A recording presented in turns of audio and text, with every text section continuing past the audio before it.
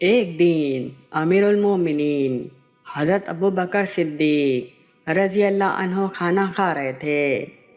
کھانے کے بعد آپ کا دل کسی میٹھی چیز کھانے کو چاہا۔ آپ نے اپنی زوجہ صاحب سے پوچھا، کیا کوئی میٹھی چیز نہیں ہے؟ انہوں نے جواب دیا، بیت المال سے جو راشن آتا ہے اس میں میٹھی کوئی چیز نہیں ہوتی۔ آپ سن کر چپ ہو گئے۔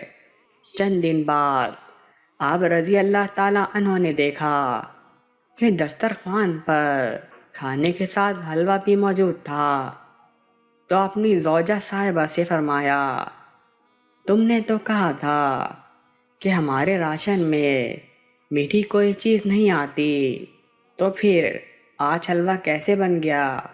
آپ کی زوجہ محترمہ نے جواب میں فرمایا، میں نے جب محسوس کیا کہ آپ کو میٹھی چیز کی خواہش ہے تو میں نے یوں کیا کہ راشن میں جتنا آٹا روزانہ آتا تھا اس میں سے مٹھی بھر آٹا الگ رکھتی تھی۔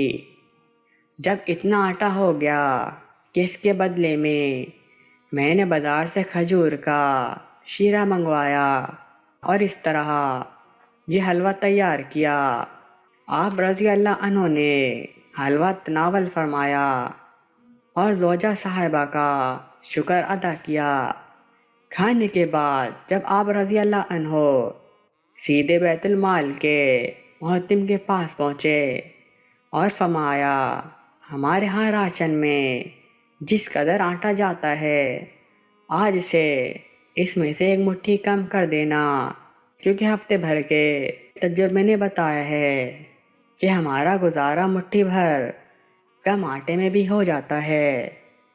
یہ تھی مدینے کی ریاست اور مدینے کے خلفاء۔ آج کے دور میں اگر اس کا حشیر بھی مل جائے تو غنیمت ہے۔